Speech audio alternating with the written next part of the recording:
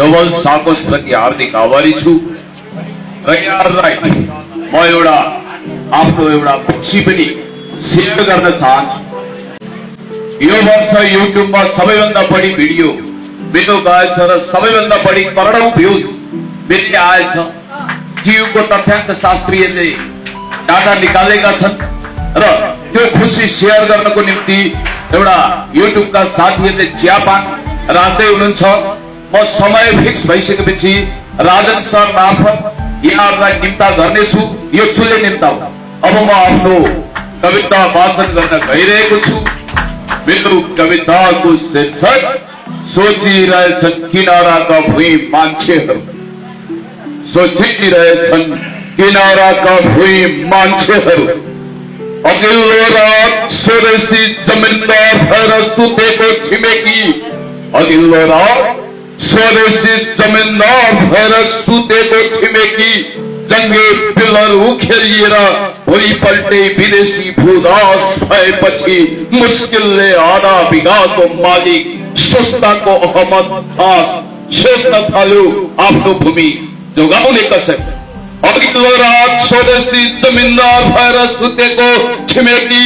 जङ्गी pillar उखेलिएर भोलिपल्ट विदेशी भूदास भएपछि मुस्किलले आधा बिघाको मालिक सोच्दाको अहमद खान सोच्न थाल्यो आफ्नो भूमि आफ्नो जमिन जोगाउने कसरी।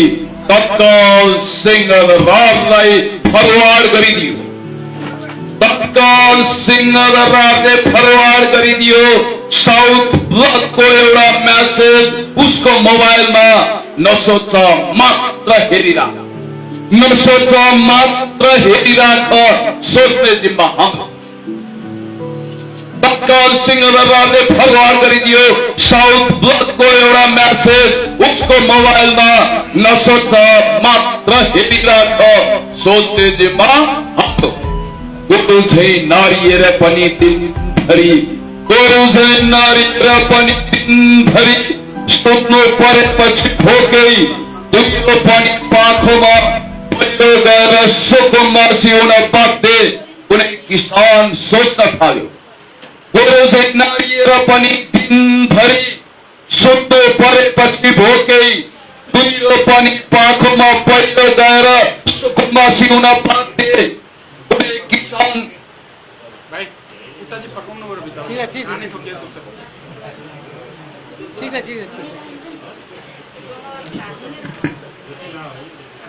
गोरु झै नारिए पनि दिनभरि सुत्नु परेपछि भोकै दुलो पनि पाखोमा पहिरो गएर सुकुममा सिकुन बाध्य कुनै किसान सोच्न थाल्यो। बाँच्न नदिने भयो, बाँच्न नदिने भए सोच्न छोड बरु गरिराख खुरुङ खुरु। हप्कायो बिचरालाई बेलासी महलमा बस्ने सांसद। हप्कायो बिचरालाई बेलासी महलमा बस्ने सांसदले कहिल्यै नसोच्ने केही मान्छेहरू, कहिल्यै नसोच्ने केही मान्छेहरू निरन्तर सोच्न थालेपछि आजकल पसिना आएको छ। चिक चिक सत्ताको निधारमा किनाराका भुइँ मान्छेहरूको ब्रेन बक्समा सुरक्षित छन् कहानी लाग्दा सम्झनाहरू। गरालाई उछिन्ने गरी, गरालाई उछिन्ने गरी रोबोट जोसमा उनीहरू खटिएको हेर्न चाहने।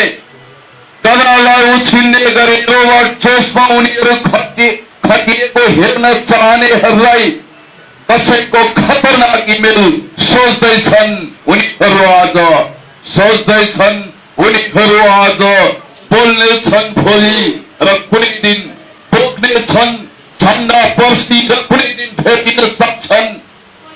आक्रोश सहित मासपास गरिरहेको अवस्थामा आङ थाक्न नसकेका मान्छेहरूसँग, आङ थाक्न नसकेका मान्छेहरूसँग टाई सुटमा ठाटिएको सत्तालाई दिने छैन कुनै शुभकामना। राज्यलाई समस्या छ एउटा, राज्यलाई समस्या छ एउटा। मेसिन ठानिएका मान्छेहरूको आजकल मस्तिष्कमा धेरै सक्रिय छ ज्यादै।